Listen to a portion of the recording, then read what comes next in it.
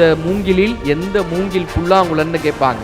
Professor Dhanapalan கல்லூரியில் வந்திருக்கக்கூடிய அத்தனை மூங்கில்களும் புல்லாங்குழலாக மாற வேண்டும். முடிஞ்சா வெற்றி பெறுவோன்றது முயற்சி கிடையாது, முடியும் வரை போராடுவோன்றதான் முயற்சி.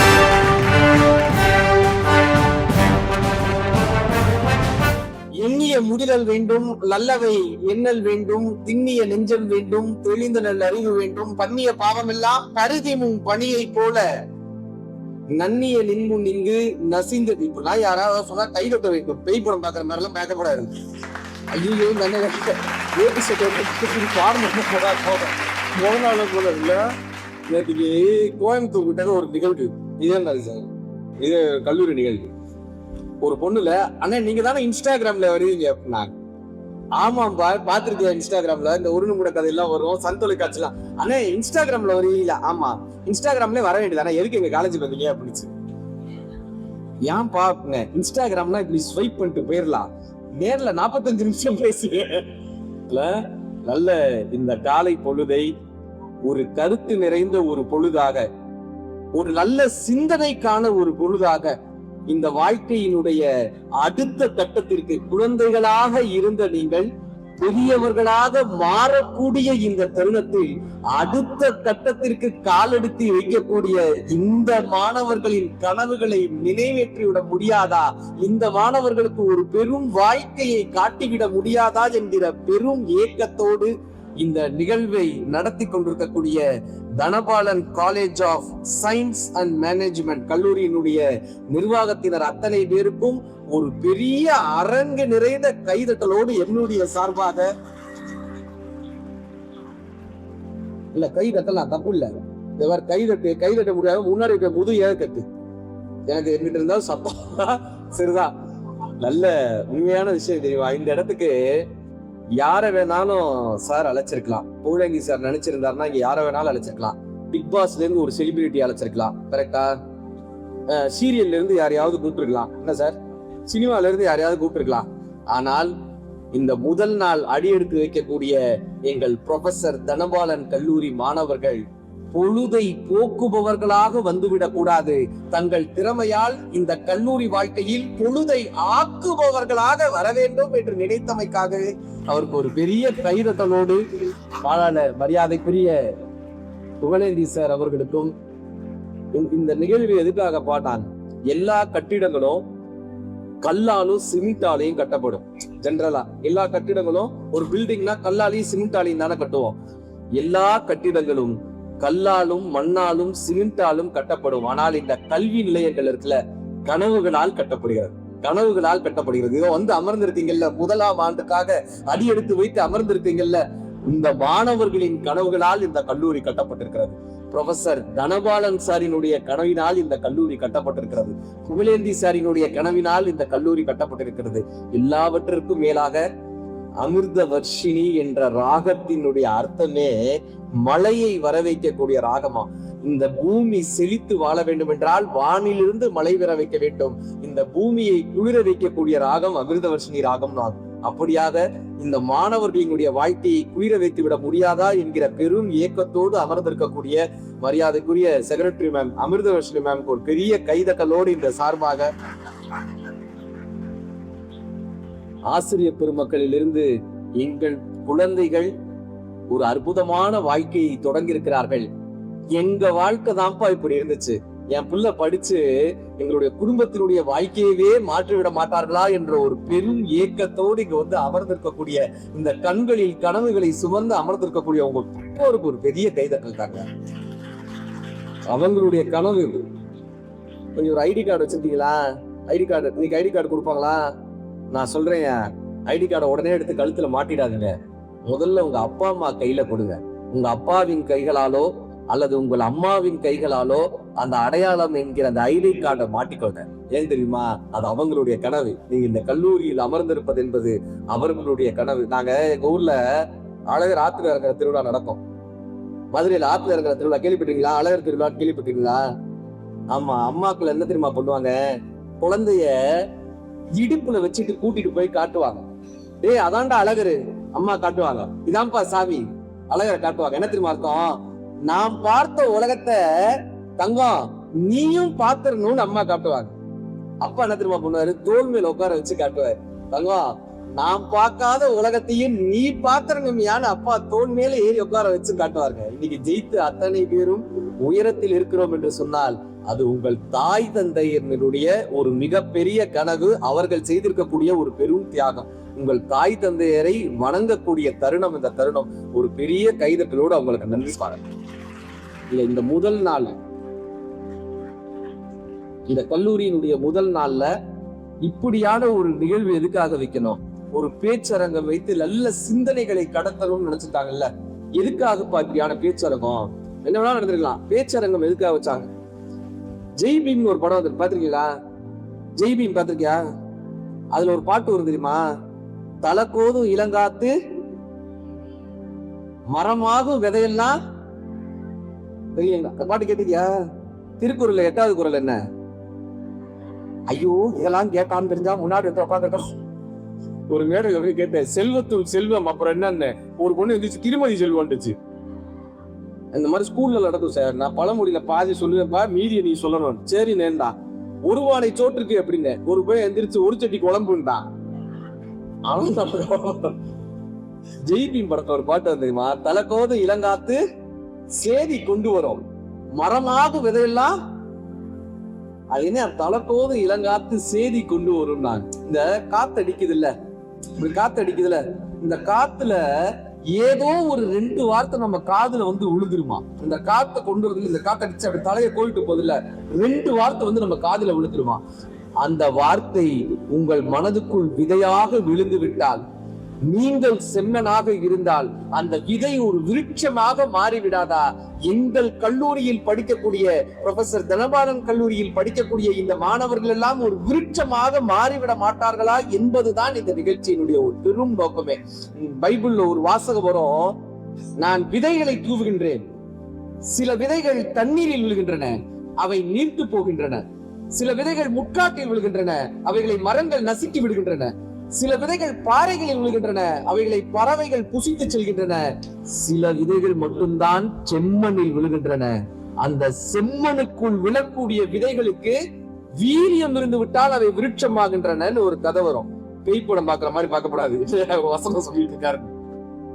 நீங்கள் எல்லாம் ப்ரொஃபசர் தனபாலன் கல்லூரி என்கிற இந்த செம்மண்ணில் விழுந்த விதைகள், இந்த செம்மண்ல விழுந்த விதைகள். உங்களுடைய பெற்றோர்கள் ஆசீர்வாதத்தாலோ, தாளாளர் ஐயாவினுடைய கனவினாலோ, ஆசிரியர்களினுடைய ஆசீர்வாதத்தாலோ இந்த முதல் நாள் செம்மண்ணில் விழுந்த விதைகளாக இந்த செம்மண்ணில் விழுந்திருக்கீங்க. உங்களுக்குள் ஒரு வீரியத்தை கடத்தி விட மாட்டோமா? உங்களுக்குள் ஒரு பலத்தை கொடுத்து விட மாட்டோமா? இந்த 3 வருட கல்லூரி வாழ்க்கையை எப்படி பயன்படுத்தினால் இந்த வாழ்க்கையில் அடுத்த கட்டத்திற்கு செல்ல முடியும் என்கிற ஒரு கருத்தை கொடுத்து விட மாட்டோமா என்பதுதான் இந்த பேச்சரங்கத்தினுடைய ஒரு பெரிய நோக்கமே. இப்ப நாங்க வந்த உடனே விளக்கேத்துறோமா? விளக்கேத்துறோமா? சரி, விளக்கேத்துறதுக்கு என்ன வேணும்? என்னதான் வேணுமா? வடிவேலு வசிக்கிறா. விளக்கேத்துறதுக்கு என்னதான் வேணும்? சரி, என்ன வேணும்? என்ன வேற? திரியா? திரி. சரி, விளக்கா? விளக்கேத்துறதுக்கு என்ன? விளக்கு தான் வேணும். நம் கல்லூரியில் இப்படி ஒரு சீடி ஆயிடுவா. சிறப்பு. தீப்பெட்டி போட்டு இருந்தா போதுமா? தீ வேணும்ல, கரெக்டா? சரி, விளக்கேத்திற்கு என்ன வேணும்? என்ன, திரி, தீ, 3 வேணுமா? வேகமா சொல்லி பாருங்களேன். விளக்கேத்திற்கு என்ன வேணும்? என்ன, திரி, தீ. என்ன, திரி, தீ. என்ன, திரி, தீ. என்ன, திரி, தீ. என்னை திருத்திக் கொண்டால் நான் இந்த சமூகத்திற்கு விளக்காக இருக்க முடியும் என்பதை ஒரு விளக்கு நமக்கு காமிச்சிட்டு போகும். என்னைய நான் கொஞ்சம் திருத்திக்கிட்டா போதும்பா. ஒரு சின்ன அமெண்ட்மெண்ட், எனக்கிட்ட இருக்கக்கூடிய ஒரு சின்ன சின்ன விஷயங்களை நான் மாற்றிக்கொண்டால் நான் இந்த சமூகத்திற்கு ஒரு விளக்காக, இந்த கல்லூரியிலிருந்து இந்த சமூகத்திற்கு ஒரு விளக்கு கிடைத்து விடாதா என்பதுதான் இந்த நிகழ்ச்சியினுடைய ஒரு பெரிய நோக்கமே. ஒரு சின்ன பையன் அப்பா கிட்ட போனான், அப்பா என் கூட விளையாடுப்பா விளையாடுப்பா விளையாட போட்டு படுத்திக்கிட்டே இருந்தான். இப்ப அவங்க அப்பாக்கு என்னன்னா வேலையா இருந்தார், அவர் நியூஸ் பேப்பர் படிச்சுட்டு இருந்தார். இவன் என்னையா போட்டு பாடா படுத்துறான்னு சொல்லி என்ன பண்ணாரு, இந்த பேப்பர்ல கடைசி பக்கத்துல ஒரு கொரியர் கம்பெனியோட அட்வர்டைஸ்மெண்ட் இருந்துச்சு. இந்த அட்வர்டைஸ்மெண்ட்ல உலக வரைபடம் இருந்துச்சு. அவர் என்ன பண்ணாரு, இந்த உலக வரைபடத்தை அப்படியே கிழிச்சு அவன்கிட்ட அப்படியே கொடுத்து, இதை நீ சேர்க்கு கொண்டு வா, இந்த உலக வரைபடத்தை சேர்க்கு கொண்டு வா, அதுக்கப்புறம் நான் உங்களோட விளையாடுறேன். நீங்க நம்பவே முடியுங்க, 5 நிமிஷத்துல கொண்டு வந்துட்டான். 5 நிமிஷத்துல அப்பா ரெடி பண்ணிட்டப்பா இந்தாப்பான்னு. அவர் மிரண்டாரு, என் பையனுக்கு எப்படி இவ்வளவு அறிவு இருக்கும், எனக்கு என் பையனுக்கு எப்படி இவ்வளவு அறிவு இருக்கும். அவர் ஆச்சரியத்தோட கேட்கிறாரு, அதுக்குள்ள சேர்த்துக்காடான்னு.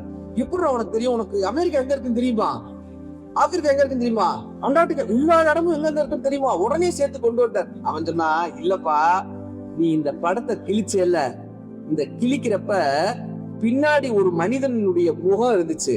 எனக்கு அமெரிக்கா எங்க இருக்குன்னு தெரியாது, ஆப்பிரிக்கா எங்க இருக்குன்னு தெரியாது, அண்டார்டிகா எங்க இருக்குன்னு தெரியாது, ஆனா மூக்கு எங்க இருக்குன்னு தெரியும், காது எங்க இருக்குன்னு தெரியும், வாய் எங்க இருக்குன்னு தெரியும், கண்ணு எங்க இருக்குன்னு தெரியும். நான் ஒரு தனி மனிதனை சரிபடுத்தினேன், இந்த உலகம் தானாய் சரியானது. இந்த உலகம் அப்படியாக எங்க படிக்கக்கூடிய எங்கள் மாணவர்களை, இங்கு சேர்ந்திருக்கக்கூடிய இந்த இளம் தலைமுறையை, இந்த சென்சி தலைமுறையை நாம் மாற்றும் போது வருங்கால சமூகத்தை மாற்றிவிட மாட்டோமா என்கிற ஏக்கம் தான் இந்த நிகழ்வு. அடிக்கடி சொல்லுவாங்க சார், இந்த மூத்த பேச்சாளர்கள்லாம் சொல்லுவாங்க, நம்மளாம் நல்லது சொன்னா இந்த சென்சி தலைமுறை கேட்க மாட்டாங்கன்னு. ஆனா எனக்கு என்ன தெரியுமா ஒரு பெரிய சந்தோஷம், அப்படி சொல்பவர்களினுடைய கைகளை பிடித்து அழைத்து வந்து இதோ நம் கல்லூரி முன்னால் நிப்பாட்டி எத்தனை மாணவர்கள் தங்களுடைய வாழ்க்கையை மாற்றுவதற்கான வார்த்தைகளுக்காக காத்து கொண்டிருக்கிறார்கள் என்று காட்ட வேண்டும் ஆசையா இருக்கா. ஒரு நல்ல விஷயத்த சொன்னா கேட்கிறீங்கல்ல. நான் என் பையனுக்கு அறிவுரை சொல்றேன் சார், அவன் 6வது படிக்கிறான் என் பையன், மூத்தவன். யூடியூப்ல உட்காந்து குழந்தை வளர்ப்பது எப்படின்னு வீடியோ பார்த்துட்டு இருக்கான். நான் போய் கேட்டேன், நீ ஏன்டா அதை பாக்குற அப்படின்னு, நீ என்ன கரெக்டா வளர்க்குறியான்னு செக் பண்ணி பாக்குறேன்றான். அன்னைக்கு அவன் உட்கார சொல்ற நிகழ்ச்சி இல்லாத கர்மத்துல, படிடா, படிச்சாதான்டா வாழ்க்கையில முன்னேற முடியும். கண்ணதாசர் என்ன சொன்னார் தெரியுமா, இசை அறிந்தோன் குழல் எடுத்தால் இசை பிறக்கும், இசை அறிந்தோன் படகெடுத்தால் தேசம் தோன்றும், திடமுடையோன் படையெடுத்தால் பகைமை வீணும், அறிவுடையோன் ஏடொன்று அறிவின் கன்று அவ்வளிய தமிழ் செய்தி வந்ததென்று தினமுடையோன் கையிலேயே திகழ்ந்து நின்று கே நமுற தமிழோசை வாழ்க நன்றுன்னு கண்ணதாசன் சொன்னார் தெரியுமாடான்னு. அவனும் இதே மாதிரிதான் பேய் படம் பாக்குற மாதிரி பார்த்தான், முறைச்சு பார்த்தான்.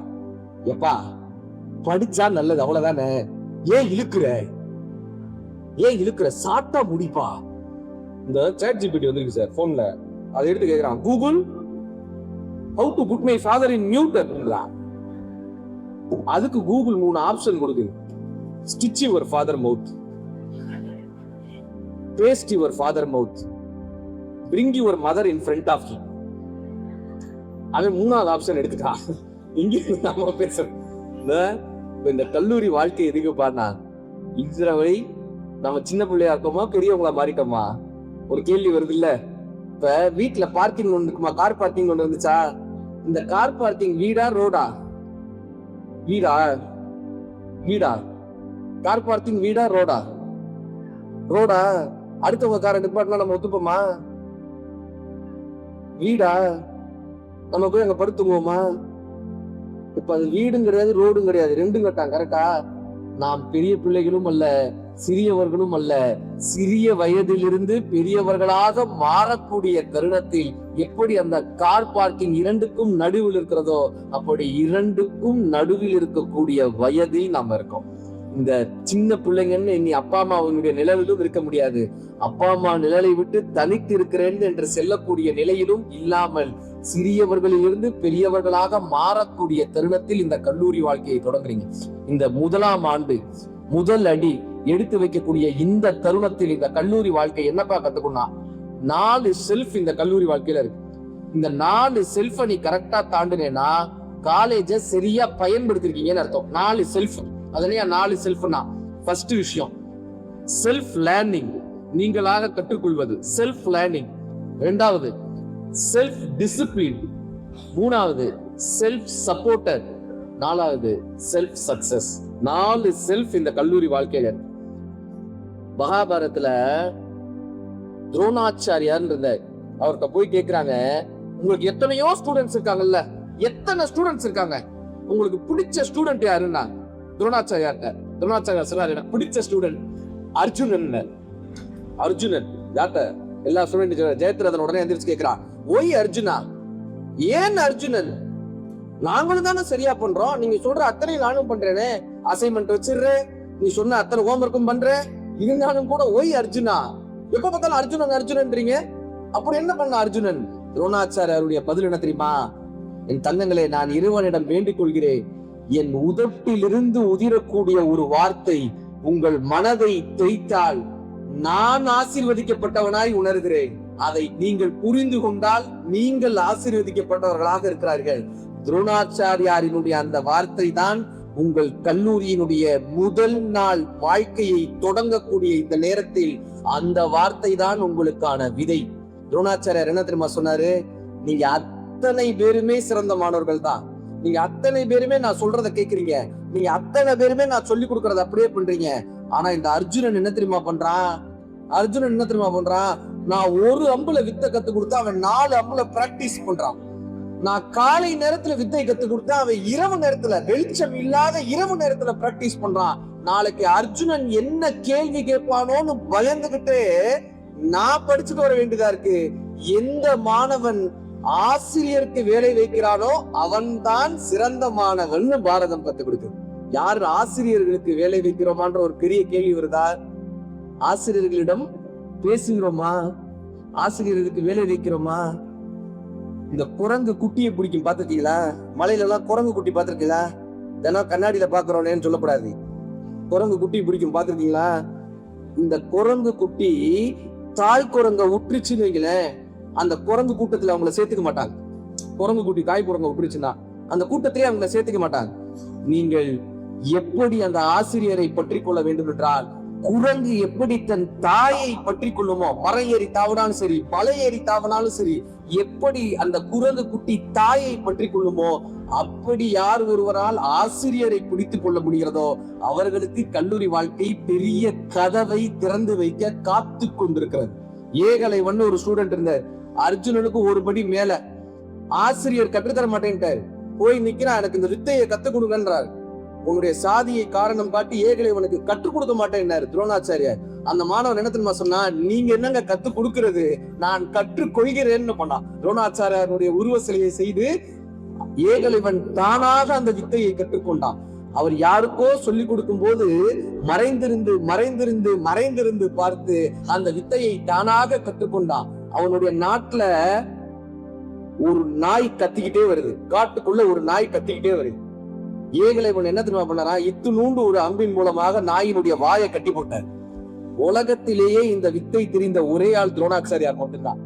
இந்த வித்தை தெரிந்தவர் அவர்தான். அவருக்கு இந்த செய்தி போகுது, என்னுடைய வித்தையை இன்னொரு ஒரு நாள் செய்ய முடியுதான்னு அந்த ஆச்சரியத்தோட பார்த்தார்.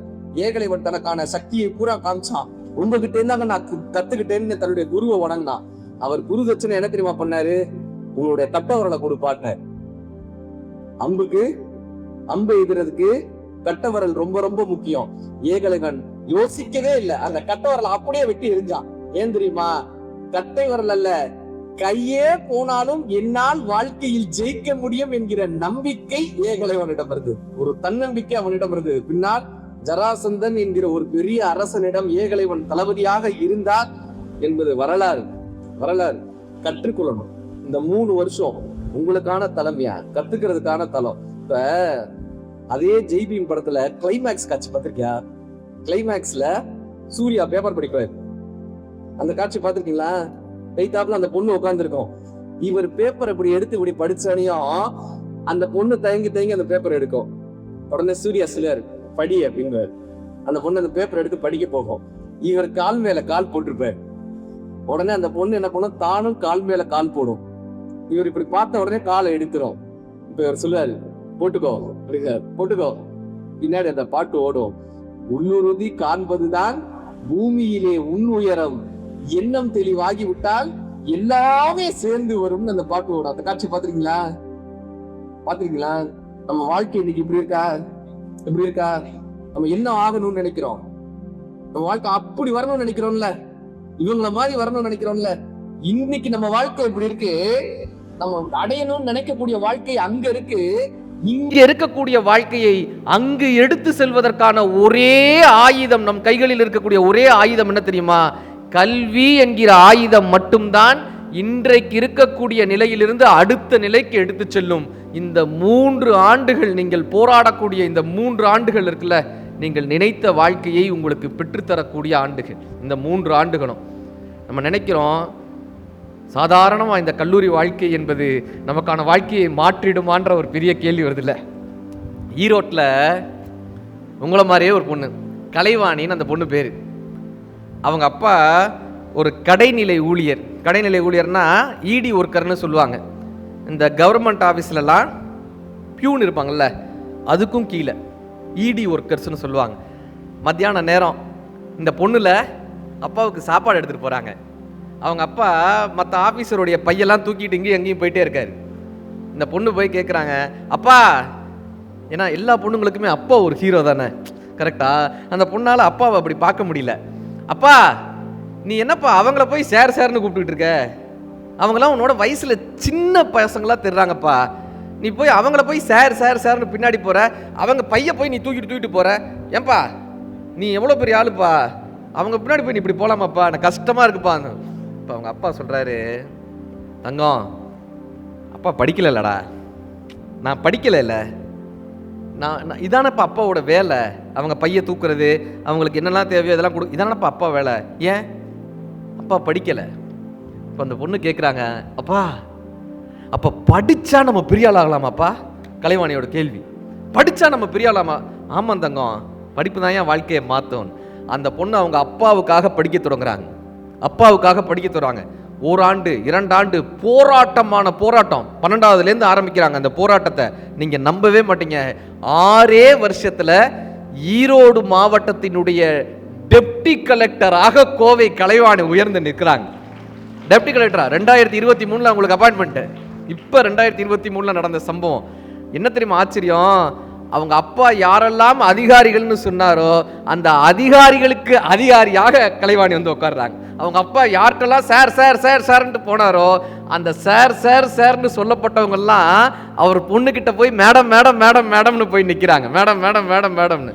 வாழ்க்கை இன்றைக்கு இருக்கக்கூடிய நிலையை மாற்றக்கூடிய ஒரே ஆயுதம், நம் கைகளில் இருக்கக்கூடிய ஒரே ஆயுதம் எதுனா இந்த 3 வருடம் இருக்கக்கூடிய கல்லூரி வாழ்க்கை. நாங்கள் மீடியாவில் அடிக்கடி சொல்லுவோம், டிஆர்பி டைம் அப்படின்வாங்க. கேள்விப்பட்டிருக்கீங்களா? அதை மீடியாவில் டிஆர்பி டைம்னுவாங்க. இந்த சீரியல் போடுற டைம்லாம் டிஆர்பி டைம்வாங்க. வாழ்க்கை உங்களுக்கு கொடுத்துருக்கக்கூடிய டிஆர்பி டைம் இந்த கல்லூரி வாழ்க்கை. நாம் என்ன ஆக போகிறோன்னு முடிவெடுக்கக்கூடிய தருணம் இந்த கல்லூரி வாழ்க்கை. நாம் என்னவாக மாறப்போகிறோம் என்று முடிவெடுக்கக்கூடிய தருணம் இந்த கல்லூரி வாழ்க்கை. ஒரு 9 வயசு பொண்ணு உங்களை மாதிரி இன்னைக்கு நம்ம கிடச்சிருக்கல இப்படி ஒரு வாழ்க்கை, இப்படி ஒரு காலேஜ், இப்படியான சீட்டு, இப்படி ஒரு ஐடி கார்டு, இப்படி பெற்றோர்கள், இதெல்லாம் எல்லாருக்கும் கிடச்சிருது கிடையாது. இன்னைக்கு உங்களுக்கு கிடச்சிருக்கல இவ்வளோ பெரிய வாய்ப்பு.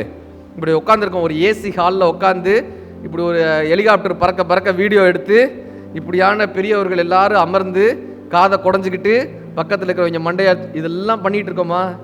இப்படியான தருணம்லாம் யாருக்கும் கிடச்சிறது இல்லை, எல்லாருக்கும் இப்படிலாம் கிடச்சிறது இல்லை. ஒரு 9 வயசு பொண்ணு ஒரு கோயிலில் சுண்டல் கொடுக்குறாங்க. அந்த பொண்ணுல வேமா போய் சுண்டலை வாங்கிட்டு ஓடுறாங்க.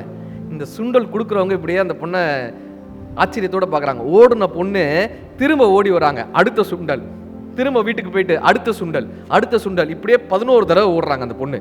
இப்போ இந்த சுண்டல் கொடுக்குறாங்கல்ல, அவங்க இந்த பொண்ணுக்கு கிளாஸ் எடுக்கிற டீச்சர், அவங்க வந்து கோவத்தோடு திட்டுறாங்க. நீ என்னத்துக்கு வந்து ஓடி வந்து ஒவ்வொரு முறையும் சுண்டல் வாங்கிட்டு இருக்க? ஒருத்தருக்கு ஒரு தடவை தான் தெரியாதா? அந்த பொண்ணு சிரிச்சுட்டே சொல்கிறாங்க, டீச்சர் எனக்கு ஒரு தம்பி இருக்கான், ஒரு தங்கச்சி இருக்கா, எங்கள் வீட்டில் சாப்பாட்டுக்கு பெருசாக வழி இல்லை, வறுமை. நான் இப்போ இந்த சுண்டலை வாங்கி வச்சுட்டேன்னா எங்களுக்கு நைட்டு சாப்பாட்டுக்கு உதவும்ல, அதுக்காக நான் ஓடி வாங்கினேன் டீச்சர். அவங்களுக்கு அப்படியே மனசு ரொம்ப இயக்கமாக இருக்குது. இந்த குழந்தைக்கு ஏதாவது பண்ணணும்னு யோசிக்கிறாங்க. மறுநாள் நீ என்ன வேணுமோ சொல்லு, நான் உனக்கு ஏதாவது பண்ணி தரேன்றாங்க ஸ்கூலில். இப்போ மறுநாள் அங்கே ரன்னிங் காம்படிஷன் நடக்குது. இந்த பொண்ணு போய் அந்த டீச்சர்கிட்ட கேட்குறாங்க, 9 வயசு பொண்ணு டீச்சர்கிட்ட கேட்குறாங்க, டீச்சர் நான் இந்த காம்படிஷனில் கலந்துக்கலாமா, இந்த ரன்னிங் ரேஸில் நான் கலந்துக்கலாமான்னு. அவங்க சொல்கிறாங்க, இது பெரியவங்களுக்கு தான்டா, உனக்கு கிடையாது, இது பெரியவங்களுக்கு தான். நான் எப்படியாவது சொல்லுங்களேன், உங்களுக்கு தான் எல்லாரையும் தெரியும்ல, நீங்கள் சொல்லுங்களேன்னு. அப்போ அந்த டீச்சர் இவங்களை கூட்டிகிட்டு போய் அந்த பிடி சார்கிட்ட சொல்கிறாங்க, இந்த பொண்ணு நல்லா ஓடுவா, நான் பார்த்துருக்கேன், இந்த பொண்ணு எப்படி ஓடுவான்றத நான் பார்த்துருக்கேன், இவளை சேர்த்துக்கங்க, ஏத்தலட்டாக சேர்த்துக்கங்கன்னு. நீங்கள் நம்ப மாட்டீங்க, 11 முறை தன் குடும்பத்திற்காக ஓடி ஓடி ஓடி போராடிய 9 வயது சிறுமிதான் தான் ஒரு ஓட்டப்பந்தய வீரராக மாற வேண்டும் என்று 9 வயதிலேயே முடிவெடுத்த அந்த சிறுமிதான் பிற்காலத்தில் இந்திய நாட்டினுடைய தங்க மகளாக இந்திய நாட்டிற்கு ஓட்டப்பந்தயத்தில் தங்கப்பதக்கம் பெற்றுக் கொடுத்த பிடி உஷா என்கிற தங்க மகள் வந்தாள் என்று சொன்னால் 9 வயதுல முடிவெடுக்கிறாங்க. 9 வயசுல. இன்னைக்கு நமக்கு எத்தனை வயசு? 18 வயசா? 19ஆ? 17 தாண்டிட்டோம்ல. என்ன ஆக போறோம் தெரியுமா?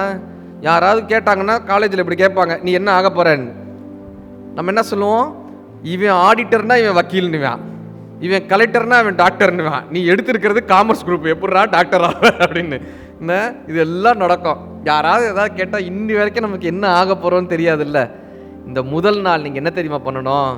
1970 ப்ரூஸ்லி போறாரு. ஹாங்காங்லேருந்து அமெரிக்காவுக்கு போறாரு.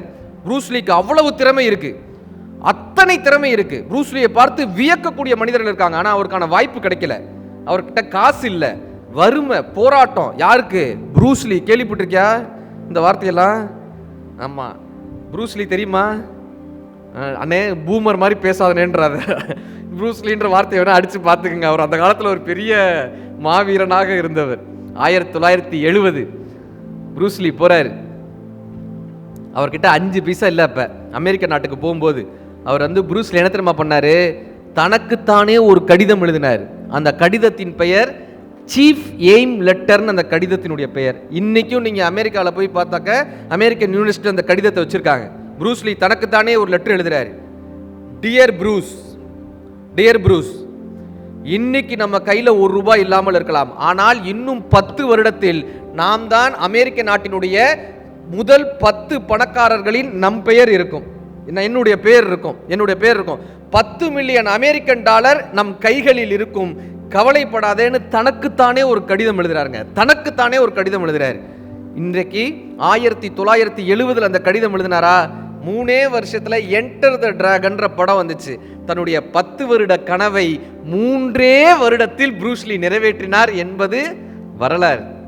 இன்னைக்கு நீங்க போய் ஒரு கடிதம் எழுதுங்க, உங்களுக்கு நீங்களே எழுதுங்க. உங்க பேரை போட்டு இந்த 3 வருடத்தில் நம்ம என்ன ஆக போறோம், இந்த 3 வருடத்தில் நாம் இந்த கல்லூரியை எப்படி பயன்படுத்தி கொள்ள போகிறோம், இந்த 3 வருடத்தில் நாம் என்ன செய்து நம் வாழ்க்கையை மாற்றிக்கொள்ள போகிறோம்ன்ற ஒரு பெரிய கேள்வி வருதில்ல.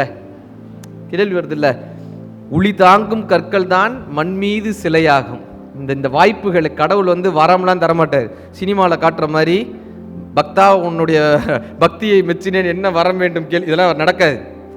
கடவுள் வரம் தருவதில்லை, வாய்ப்பை தான் தருகிறார். உங்களுக்கு ப்ரொஃபசர் தனபாலன் கல்லூரி என்கிற இந்த கல்லூரியில் 3 வருட வாய்ப்பை தந்திருக்கிறார். இந்த வாய்ப்பு கிடைச்சிடாதியா பல பேருக்கு. இன்னைக்கு உங்க அம்மா உட்காந்துருக்காங்க பாருங்க, உங்க அம்மாக்கள்கிட்ட கேட்டு பாருங்க. அம்மா உட்காந்துருக்காங்களா, அப்பாக்கள் உட்காந்துருக்காங்களா?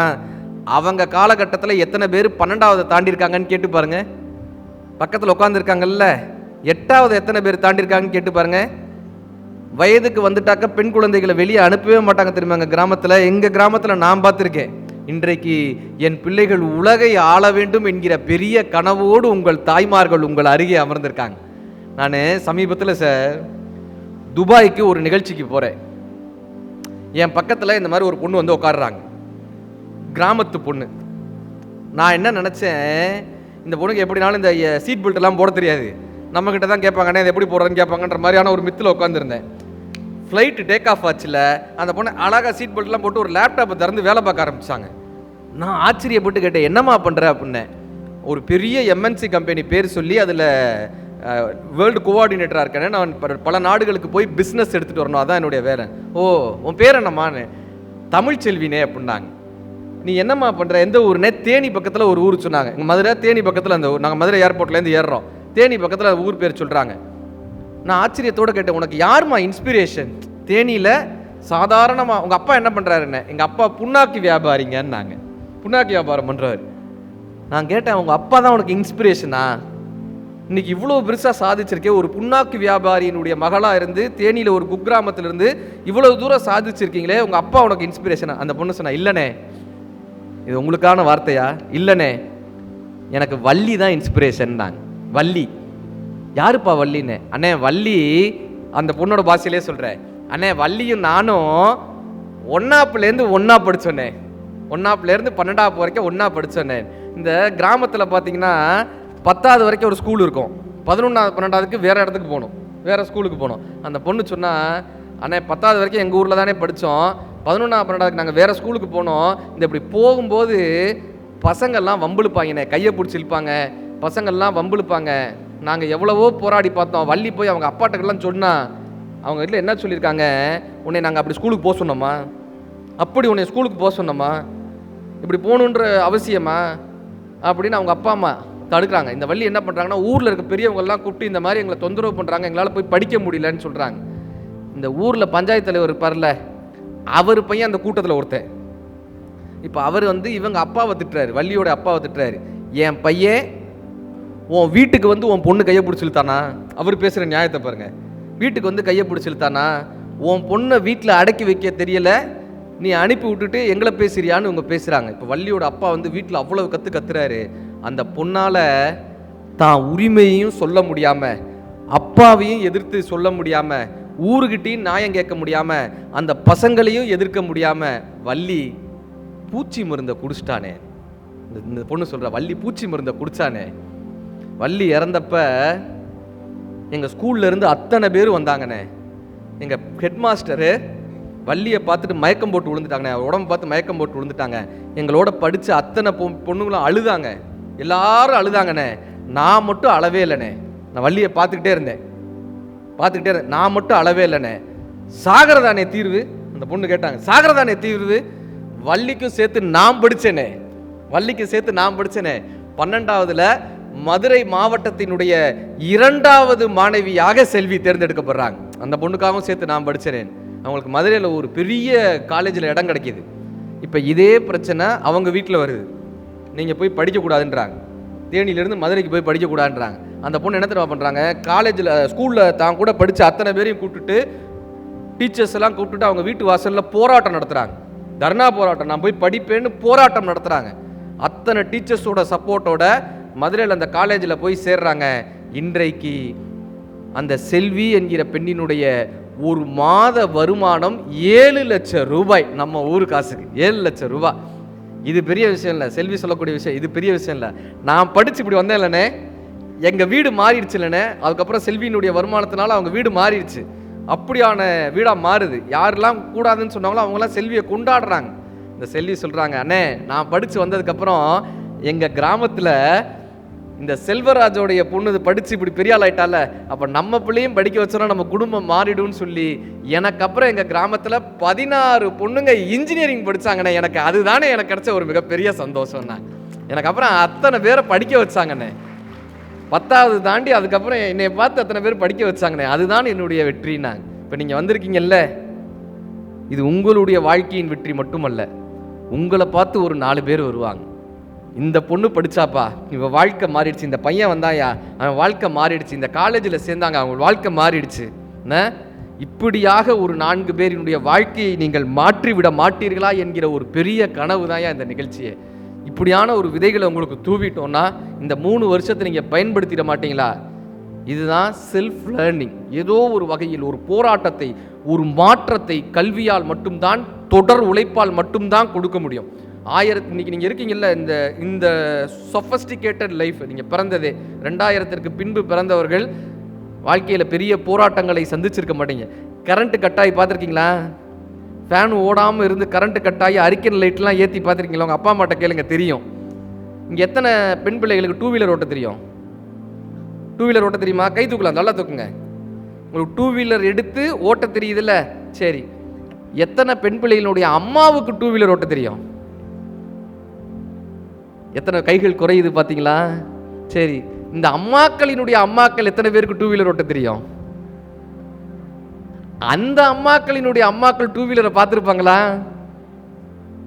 நாங்கள் மேடையில் வந்து பேசுகிறோம் பாருங்க, ஒரு ஆணாக வந்து ஜெயிப்பது என்பது 20 வருட உழைப்பு.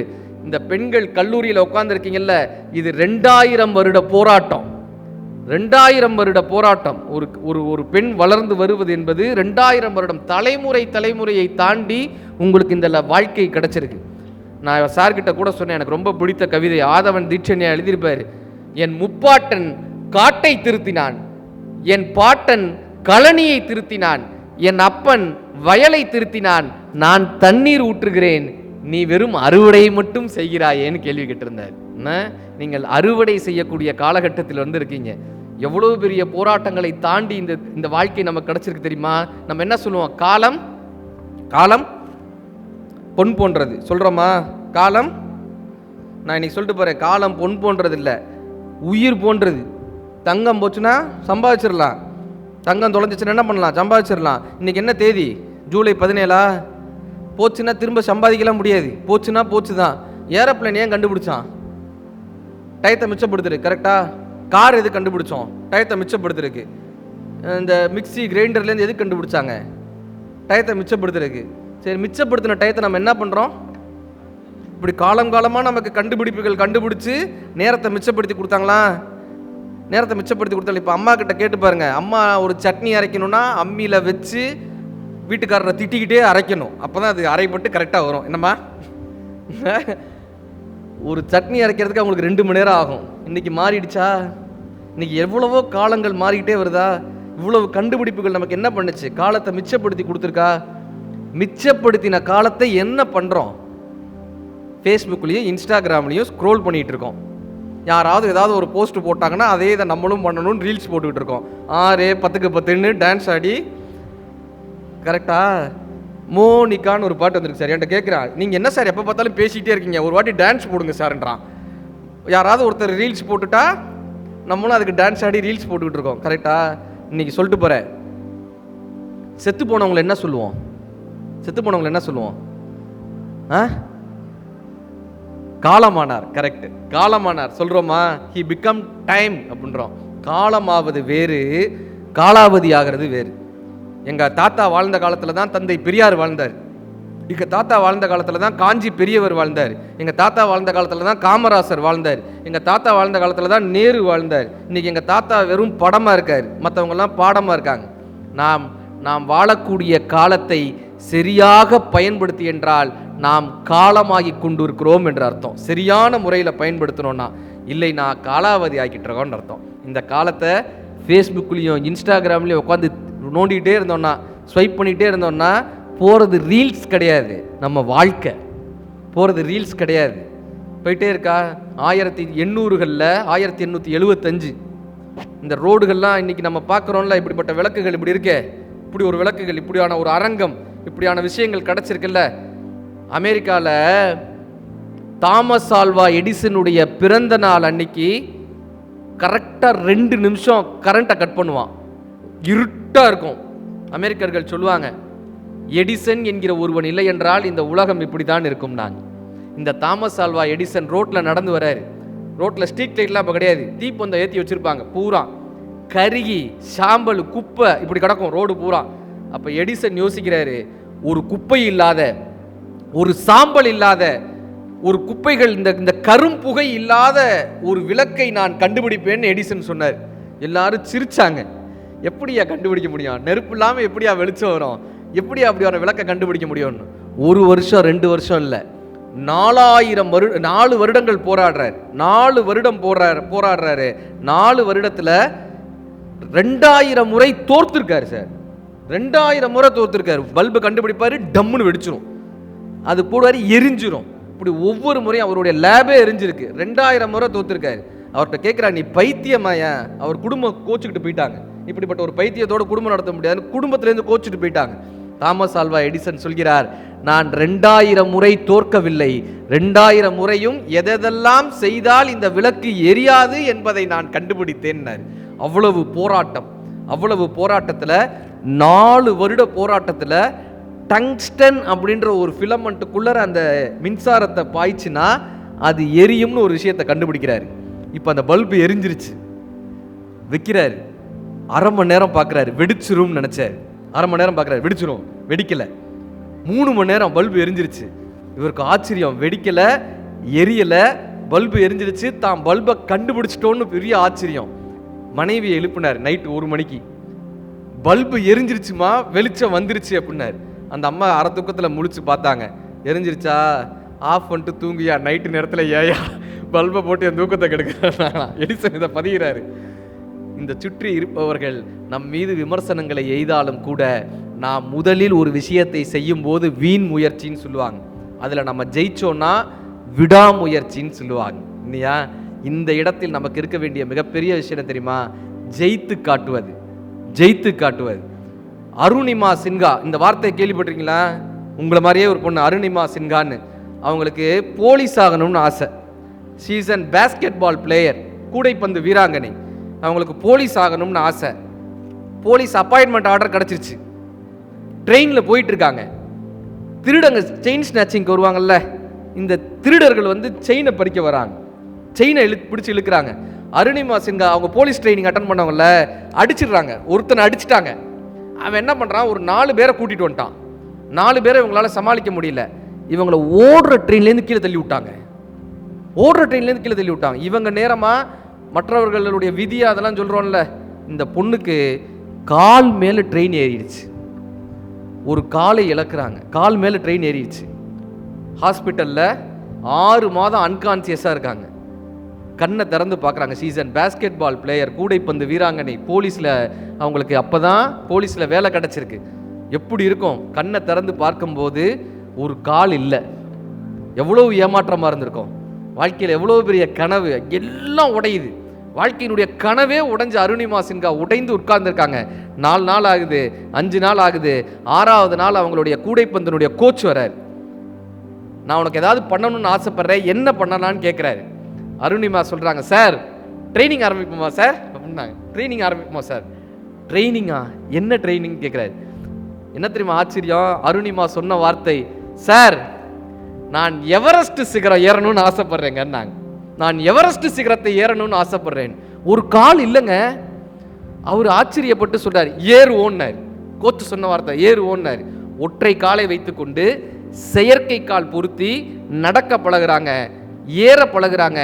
4 வருஷம் கடின உழைப்பில் உலகத்தில் முதலாக செயற்கை கால் பொருத்தி எவரெஸ்ட் சிகரம் ஏறி சாதனை படைத்த இந்திய பெண்மணியாக அருணிமா சின்ஹா உயர்ந்து நின்று இந்திய நாட்டினுடைய கொடியை போய் அங்க நட்டுட்டு வந்தாங்க.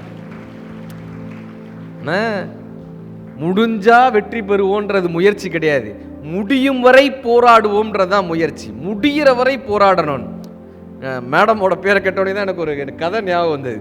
ஒரு ஊரில் மழையே வரல, சுத்தமாக மழை வரல. அப்போ என்ன பண்ணுறாங்க, அந்த ஊரில் ஒரு புல்லாங்குழல் வித்வானை கூட்டிகிட்டு வராங்க. புல்லாங்குழல் வித்வானை கூட்டிகிட்டு வந்து அமிர்தவர்ஷினி ராகம் பாடினா மழை வரும்னாங்களாம். அவர் ஒரே ஒரு நாள் அதை வாசிக்கிறார். ஒரு நாள் வாசித்து பார்க்குறாரு, மழை வரல. அங்கே ஆடு மேய்க்கக்கூடிய ஒரு சிறுவன் இதை பார்த்துக்கிட்டே இருக்கான். அவர் வாசித்து பார்த்துட்டு சொன்னார், உங்கள் ஊருடைய தலைவிதி அவ்வளோதான்ப்பா, நான் வாசிச்சே வரல, இனிமேல் உங்கள் ஊருக்கு மழையே வராதுன்னு போயிட்டார். இந்த ஆடு மேய்க்கிற சிறுவன் இருக்கான்ல, அவன் என்ன தெரியுமா பண்ணா, அவன் ஒரு மூங்கில உடைச்சான். மூங்கில்ல துளைகள் போட்டான். அந்த புல்லாங்குழல் நிறைய துளைகள் போட்டான். அவர் எந்த மேடையில் போய் உட்காந்தாரோ அதே பொசிஷனில் போய் உட்காந்தான். அவர் வாசித்த மாதிரியே இவனும் வாசித்தான். இப்போ சுற்றி இருக்கிறவங்களாம் இதை பார்த்து சிரிக்க ஆரம்பித்தாங்க. ஏன்னா அவர் எவ்வளோ பெரிய இசை மேதை, அவருக்கு புல்லாங்குழல் தெரியும், நீ அவரை மாதிரியே வாசிக்கிறியோ, எல்லாம் சுற்றி இருக்கிறவங்களாம் சிரிக்க ஆரம்பித்தாங்க. இவன் கவலையே படலை, வாசிச்சுக்கிட்டே இருந்தான். மழை வரலை. முதல் நாள், 2வது நாள், 6 மாதம் தினம் போவான், அந்த இடத்துல உட்காருவான், புல்லாங்குழல் வாசிப்பான். தினம் போவான், அந்த இடத்துல உட்காருவான், அதே மாதிரி வாசிப்பான். நீங்கள் நம்பவே மாட்டீங்க, 6வது மாதம் மழை அங்கே ஜோன்னு கொட்டுது, அடிச்சு மழை பெய்யுது. அத்தனை பேரும் ஆச்சரியத்தோட இவனை தூக்கி கொண்டாடுறாங்க. எப்படிடா நீ மழை வர வச்ச, அவ்வளோ பெரிய இசை கலைஞராலே வர வைக்க முடியல, நீ எப்படிடா மழை வர வச்சேன்? அவன் சொன்ன ஒரே வார்த்தை, அவர் மழை வருவதற்காக வாசிச்சார், அவர் மழை வருவதற்காக புல்லாங்குழல் வாசித்தார், நான் மழை வரும் வரை புல்லாங்குழல் வாசித்தேன்னா, மழை வர்ற வரைக்கும் நான் புல்லாங்குழல் வாசிப்பேன். வெற்றி கிடைக்கும் வரை போராடுவது தான் இந்த கல்லூரி வாழ்க்கையில் உங்களுக்கு கொடுக்கப்பட்ட ஒரு பெரிய தருணம். எங்கெல்லாம் எதெல்லாம் கற்றுக்க முடியும், எங்கெல்லாம் எதெல்லாம் உங்களை வளர்த்து கொள்ளக்கூடிய தருணமாக அமைய முடியும். Self learning. 2வது என்ன பண்ணா, இந்த கம்ஃபர்ட் ஜோன்னு ஒன்று இருக்கும். இங்கே எத்தனை பேர் கடைசி பெஞ்சு ஸ்கூலில்? கடைசி பெஞ்சா? கடைசியில் தான் இங்கேயும் உட்காந்துருக்கீங்க, கரெக்டா? இந்த கடைசி பெஞ்சை விட்டு இந்த கம்ஃபர்ட் ஜோனில் என்ன தெரியுமா சந்தோஷமாக இருக்கும்? மிஸ்ஸு பாடம் நடத்துகிறப்ப நம்ம பின்னாடி உட்காந்து சாப்பிடலாம். ஆமாம், கரெக்டாக இந்த லஞ்ச் பீரியடு முடிஞ்ச உடனே மேக்ஸ் கிளாஸ் வைப்பாங்க, கெமிஸ்ட்ரி நடக்கும். இந்த தலை இப்படி போய் டங்குன்னு முட்டும், கிளாஸ் எடுக்கிறாங்க போலையே அப்படின்னு. அப்புறம் முன்னாடி இருக்கிற பொண்ணுக்கு பேன் பார்த்துக்கிட்டு இருப்போம்.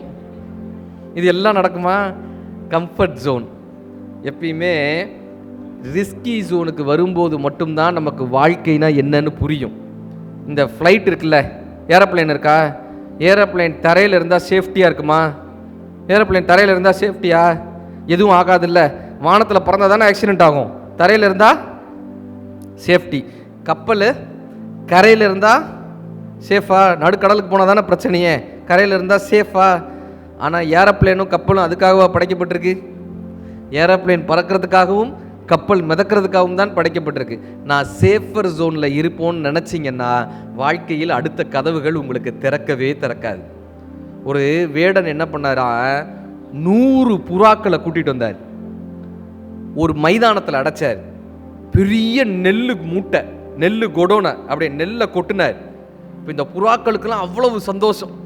நம்ம போய் எங்கெல்லாமோ தேடி தேடி சாப்பிட்டுக்கிட்டு இருந்தோமே, இந்த இடம் அவ்வளவு கம்ஃபர்ட்டாக இருக்குது, அவ்வளவு சந்தோஷமாக இருக்குன்னு எல்லா புறாவும் உட்காந்து நெல்லை சாப்பிட ஆரம்பிச்சிச்சு. ஒரு கட்டத்தில் எல்லா புறாவும் குண்டு குண்டு குண்டு குண்டுன்னு ஆயிடுச்சு. அதனால் பறக்கவே முடியல, ரெக்கைகள்லாம் கொட்டிடுச்சு, அதுக்கு பறக்கிறது மறந்துடுச்சு, ரெக்கைகள் கொட்டிடுச்சு. இப்போ அதில் இருக்கிற மூத்த புறா வந்து சொல்லுது, இப்படி இருக்கக்கூடாது, நம்ம இந்த கம்ஃபர்ட் ஜோனுக்குள்ளே இருக்கக்கூடாது, இது ஏதோ ஒரு ஆபத்து மாதிரி தெரியுது, இதில் இருக்கக்கூடாது, நம்ம பறக்கணும், இறைய தேடணும், அதற்கப்புறம் தான் நம்மளுடைய உடல் பலமாகும். இப்போ மற்ற புறாலாம் சொல்லுது, லூசாயா நீ, கிரிஞ்சா பேசாதையா தயவு செஞ்சு, இங்கே தான் சாப்பாடு போடுறாங்க, இவ்வளோ பெரிய நெல் குணம் ஒன்று இருக்குது, இதை விட்டுட்டு பறக்கணுன்ற உழைக்கணுன்ற பேசாமல் நெல்லை சாப்பிட்டோமா, ஃபேஸ்புக்கை பார்த்தோமா, வாழ்க்கையை ஓட்டணுமான்ட்டு அப்படி இருக்கிறத விட்டுவிட்டு 2 ரீல்ஸை போட்டோமான்னு இருக்கிறத விட்டுட்டு எதுக்காயா நம்ம பறக்கணும், எதுக்காக நம்ம உழைக்கணும்னு எல்லா புறாவும் என்ன ஆயிடுச்சு, குண்டாயிடுச்சு. அதால் பறக்க முடியலை, அதுக்கு ரெக்கைகள் உதிர ஆரம்பிச்சிச்சு. ஒரு கட்டத்தில் அந்த வேடன் வளர்த்த காட்டு விலங்குகள் அத்தனையும் உள்ள அனுப்பினா, காட்டு நாய்கள் எல்லாத்தையும் உள்ள அனுப்பினா. இந்த காட்டு நாய்கள் அத்தனை புறாக்களையும் வேட்டையாடி அற்புதமாக தன்னுடைய வாழ்க்கையை நடத்தியது. ஒரு ஜென்னில் ஒரு அற்புதமான ஒரு கதை வரும். என்னப்பா அர்த்தம்னாங்க, உங்களுக்கு புரியுதா? கம்ஃபர்ட் ஜோனில் இருந்தோம்னா நாம் யாரோடையாவது வேட்டையாடப்படுவோம்னு அர்த்தம். இந்த ரிஸ்கி ஜோன், முதல் பெஞ்சுக்கு வாங்க, தப்பில்லை, போய் ப்ரொஃபஸரை சந்திங்க, தப்பு இல்லை, எல்லாரையும் விட தனித்துவமாக சிந்தித்து பழகுங்கள். இந்த கல்லூரி வாழ்க்கையில் செல்ஃப் லேர்னிங். 2வது என்ன பண்ணா, செல்ஃப் டிசிப்ளின், ரொம்ப ரொம்ப முக்கியம். செல்ஃப் டிசிப்ளின் என்ன பண்ணா, இப்போ நம்ம என்ன சொல்லுவோம், இப்போ தான் சார் 11வது 12வது முடிச்சுட்டு வந்திருக்கோம், இந்த காலேஜ் லைஃபுக்கு வந்தோடனே ஜாலியாக இருக்க போகிறோம், கரெக்டாக? இது எல்லாருக்கும் இருக்கக்கூடிய ஒரு மனநிலை. 12th நாங்கள் படி படி படி படி படி படி நீங்களே, இந்த கல்லூரி வாழ்க்கைக்கு வந்தோடனையும் என்னவா இருக்கணும், ஜாலியாக இருக்க போகிறோம். தாகூர் சொல்லுவார், 80 வயதில் உட்காந்து தாகூர் எழுதினார். தாகூரினுடைய வார்த்தை, துருப்பிடித்து அழிவதை விட தேய்ந்து அழிவது சிறப்புனாரியா. தேய்ந்து அழிவது.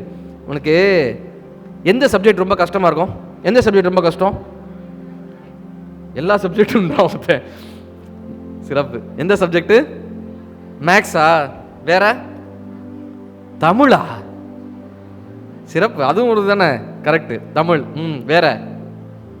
கெமிஸ்ட்ரி. சரி, இப்போ ஒரு விஷயம் சொல்லட்டா, எந்த சப்ஜெக்ட் உனக்கு வராதோ அதை அப்படியே பார்த்து வச்சுக்க.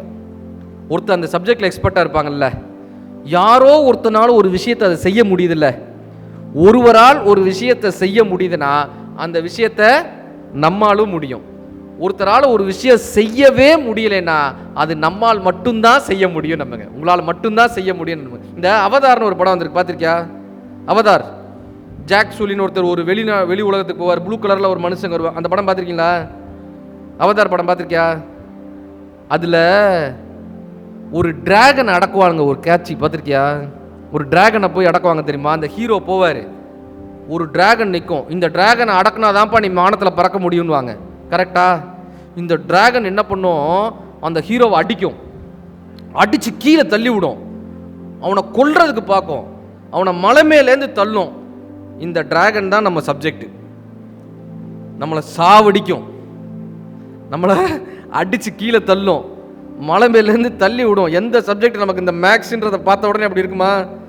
என்னையெல்லாம் எங்கள் மேக்ஸ் டீச்சர் என்னை பார்த்தாங்கன்னா இப்படி உதட்ட இப்படி பிதுக்குவாங்க.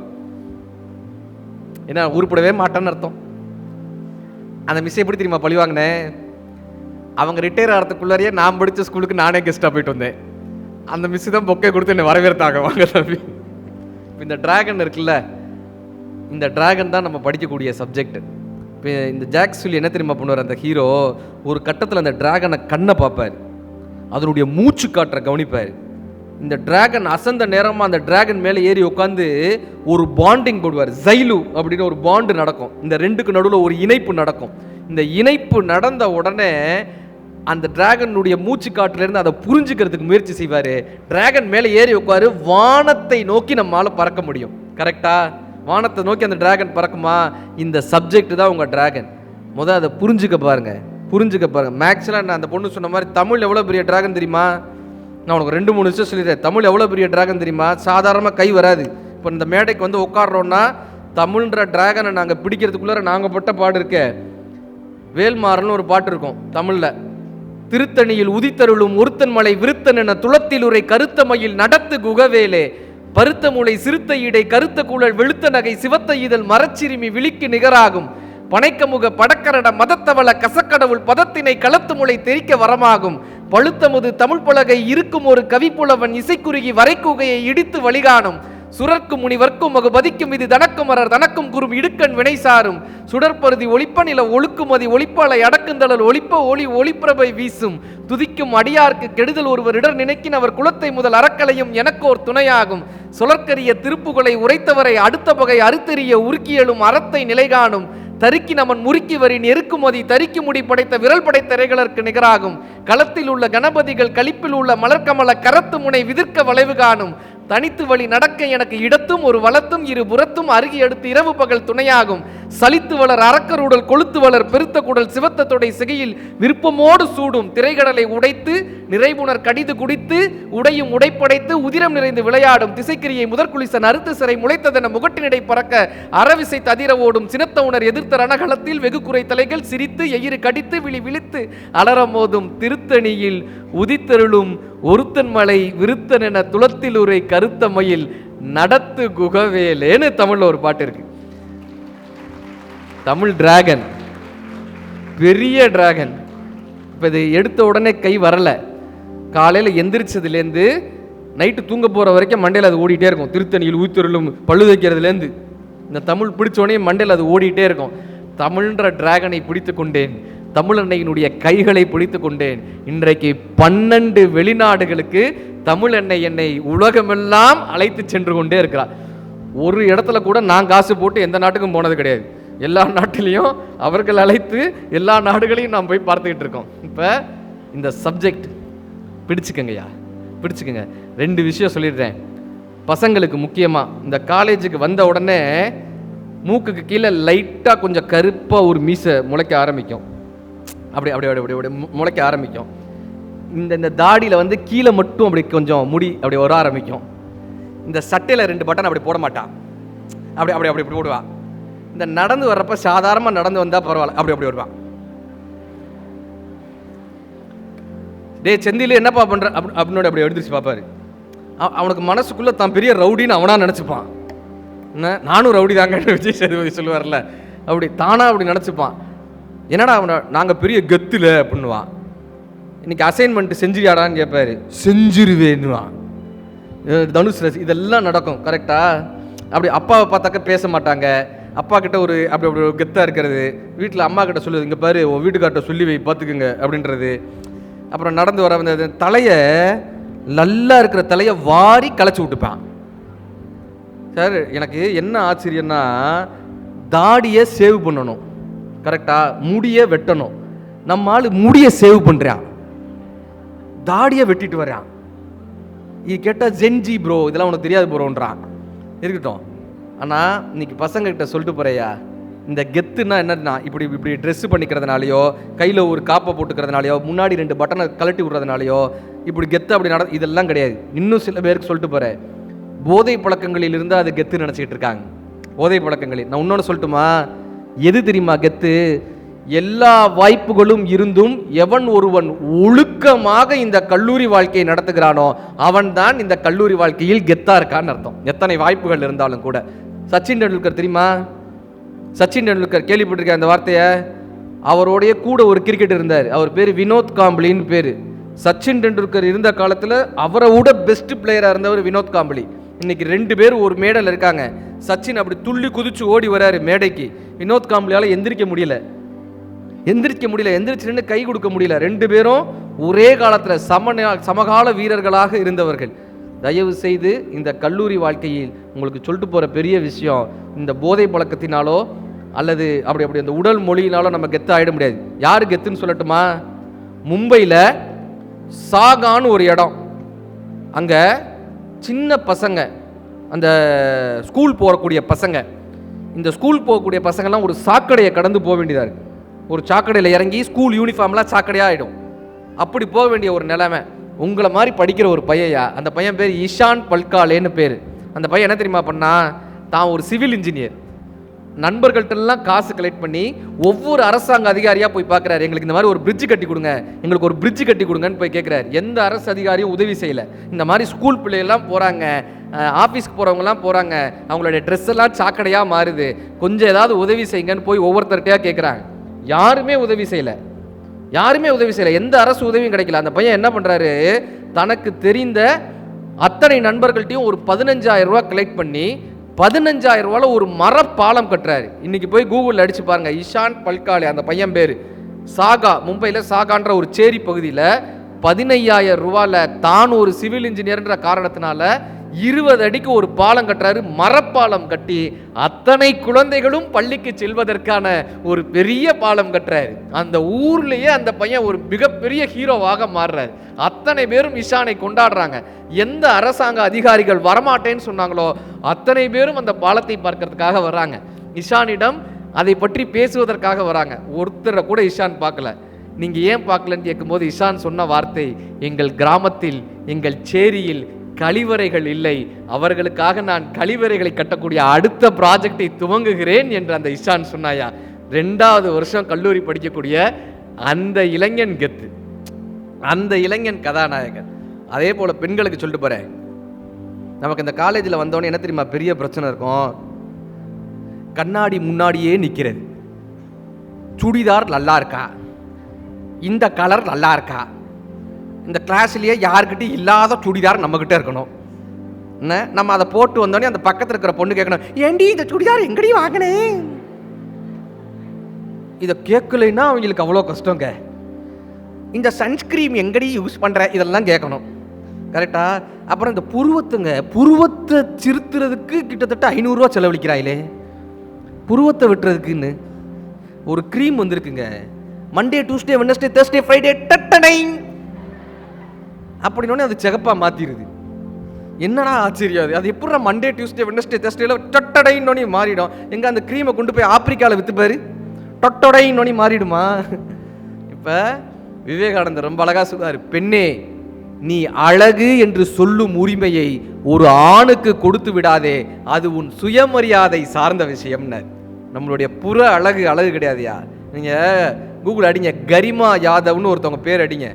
இந்திய நாட்டினுடைய சார்மிங் பியூட்டின்னு அவங்களுக்கு அவார்டு கிடைக்கிது. இந்திய நாட்டினுடைய சார்மிங் பியூட்டி, அவ்வளவு பேரழகின்னு கரிமா யாதவ் இந்திய நாட்டினுடைய பேரழகின்னு பரிசு வாங்கினாங்க. அவங்க வீட்டு வாசலில் அட்வர்டைஸ்மெண்ட் கம்பெனிலாம் வந்து நிற்கிறாங்க. ஒவ்வொரு கம்பெனியும் சினிமாவில் வாய்ப்புகள் வருது, கரிமா யாதவ் அத்தனையும் உதவுறாங்க.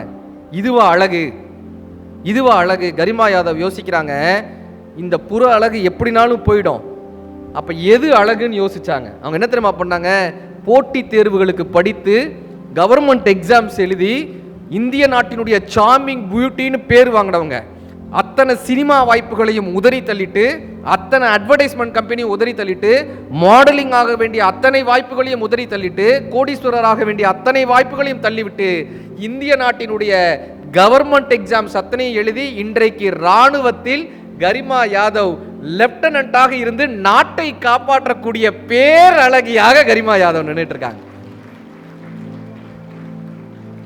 நீங்க இந்த கல்லூரியில் படித்து நடப்பதால் மட்டும் கெத்தாக இருந்திட முடியாது.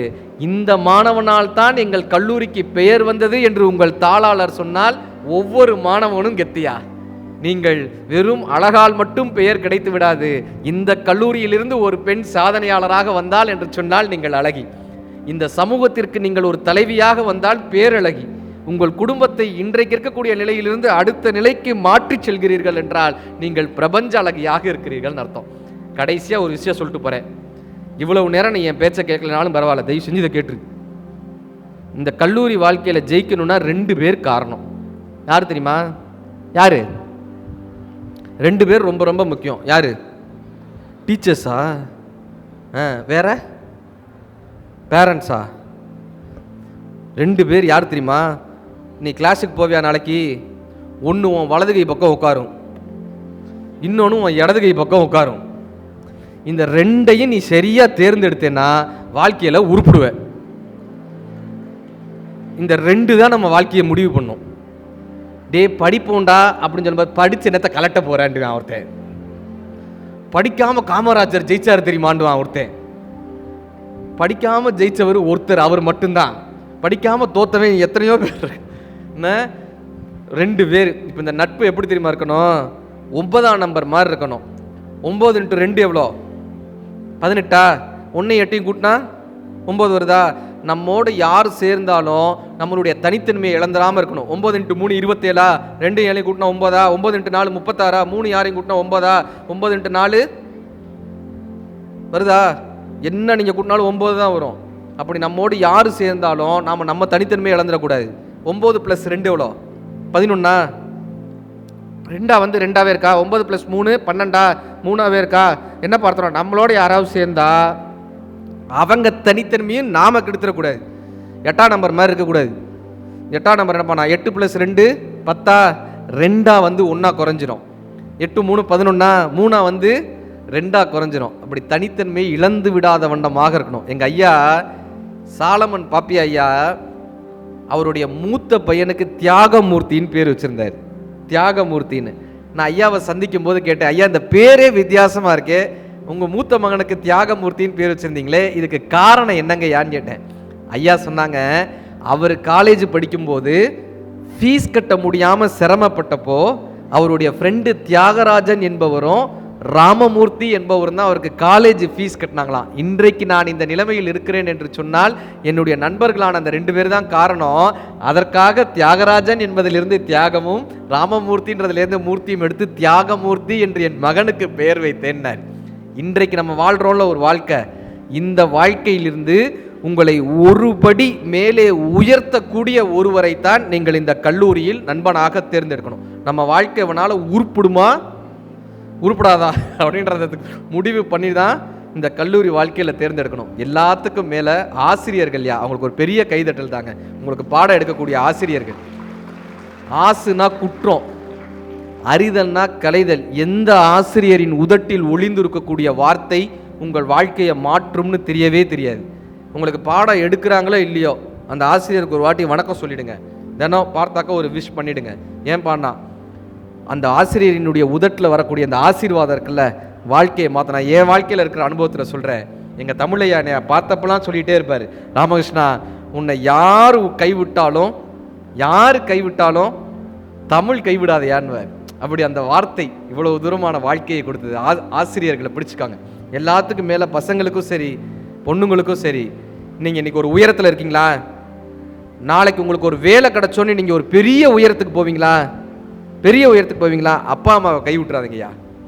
இன்றைக்கி அவங்க அத்தனை கனவுகளோடு வந்து உட்காந்துருக்காங்க. என் பிள்ளை அந்த உயரத்துக்கு போகணுன்ற கனவுல தான் வந்து உட்காந்துருக்காங்க. ஒரு பையன் மாதம் சம்பளம் வாங்கிட்டு வர்றான். அப்பாவை விட 10 மடங்கு அந்த சம்பளம் அதிகம். 10 மடங்கு சம்பளம் அதிகம். மாதம் சம்பளம். அந்த பையன் அப்பாட்ட பேசவே மாட்டான். அவங்க அப்பாவுக்கும் அவனுக்கு எப்பயுமே ஒத்து வராது. அது என்னமோ தெரியல, பசங்களுக்கும் அப்பாவுக்கும் ஒத்தே வராது. 9ஆவதுலேருந்து பேசவே மாட்டானுங்க. அப்பா பார்த்தா அப்படி திரும்பிட்டு போயிடுறது. அந்த பையன் பேசவே மாட்டான். இந்த சம்பளம் வாங்கிட்டு வந்தான். அம்மா கையில் போய் கொடுத்தான். அம்மா இந்தாம்மா என் மாதம் சம்பளம். அம்மா சொன்னாங்க, டேய் அப்பாட்ட போய் கொடுறா, அப்பா அவ்வளோ சந்தோஷப்படுவார்ரா, அப்பாட்ட போய் கொடுறா. முடியாதுமா கொடுமா அப்படின்ட்டு போயிட்டான். பிடிமா அப்படின்னு. இப்போ அவங்க அப்பாவுக்கு அது ரொம்ப வருத்தமாக இருந்துச்சு. மறுநாள் அவனை கூப்பிட்டாரு, என்னதான் நமக்குள்ள ஒரு சண்டையாக இருந்தாலும் மாதம் சம்பளம் வாங்கியிருக்கடா, ஏன்டா அது என்கிட்ட கொடுத்தா என்னடா அவனுக்குன்னா அவ்வளோ ஈகோவா, ஏன்டா என்கிட்ட கொடுக்க மாட்டேன்? அந்த பையன் சொன்னான், ஈகோலாம் கிடையாதுப்பா, நான் எப்பயுமே காசு வேணும்னா உன்கிட்ட தான் வந்து கேட்பேன், நீ என்கிட்ட இப்படி காசை கொடுப்ப, அப்போ உன் கை உயர்ந்திருக்கும், என் கை கீழே இருக்கும். நான் இப்போ சம்பளம் வாங்கிட்டேன்றதுக்காக நான் வந்து உன் கையில் காசை கொடுத்தா என் கை மேலே வந்து உன் கை கீழே வந்துடும்பா, உன் கை கீழே வர்றதை என்னால் பார்க்கவே முடியாதுப்பான்னா. இந்த பையன் கைதட்டின 3 பேருக்கு நன்றி. இருக்கட்டும், நம்மளுடைய பெற்றோர்களுடைய பெரும் கனவியா இந்த முதல் நாள் இங்கே வந்து அமர்ந்திருக்கக்கூடிய இந்த முதல் நாள் பெற்றோர்களினுடைய கனவு, ஆசிரியர்களுடைய கனவு, இந்த மாணவர்களுடைய கனவு. இந்த மூங்கிலில் எந்த மூங்கில் புல்லாங்குழல்னு கேட்பாங்க. ப்ரொஃபஸர் தனபாலன் கல்லூரியில் வந்திருக்கக்கூடிய அத்தனை மூங்கில்களும் புல்லாங்குழலாக மாற வேண்டும். பார்க்க தெரிந்தால் பயணம் தொடரும், பயணம் தொடர்ந்தால் பாதை தெரியும், பாதை தெரிந்தால் கதவு திறக்கும், கதவு திறந்தால் காட்சி கிடைக்கும், காட்சி கிடைத்தால் வாழலாம், வாழ நினைத்தால் வாழலாம், வழியா இல்லை பூமியில்னார் கண்ணதாசன். இந்த அற்புதமான முதல் நாளில் கேள்விக்குறி போல் வளைந்திடு, வாய்ப்பு கிடைத்தால் நுழைந்திடு, வெற்றி வந்தால் பணிந்திடு, தோல்வி வந்தால் துணிந்திடு, வேப்பம்பூவும் அடியில் இனிக்கும், பட்டுப்புழுவும் விண்ணில் பறக்கும், வறண்ட பாறையும் தண்ணீர் சுரக்கும், நம்பிக்கை இருந்தால் நாளை ஜெயிக்கும், பாலைவனத்தில் பாலும் சுரக்கும், புதர் காட்டுக்குள்ளே பாதை இருக்கும், தேடி பார்த்தால் திசைகள் கிடைக்கும், திறக்காத கதவை உங்கள் திறமை உடைக்கும். இந்த நல்ல நாளில் தமிழ் போல் அத்தனை பேரும் வளர்வதற்கு மனமார்ந்த வாழ்த்துக்களை சொல்லி, சமூக வலைதளத்தில் இன்ஸ்டாகிராமில் மதுரை ராமகிருஷ்ணன்ற ஐடி இருக்கும். உங்களுக்கான என்ன கேள்விகளாக இருந்தாலும் நீங்கள் அந்த கேள்விகளில் கேட்கலாம். நல்ல ஒரு வாய்ப்பிற்கு நன்றி பாராட்டி விடைபெறுகிறோம். நன்றி நன்றி நன்றி.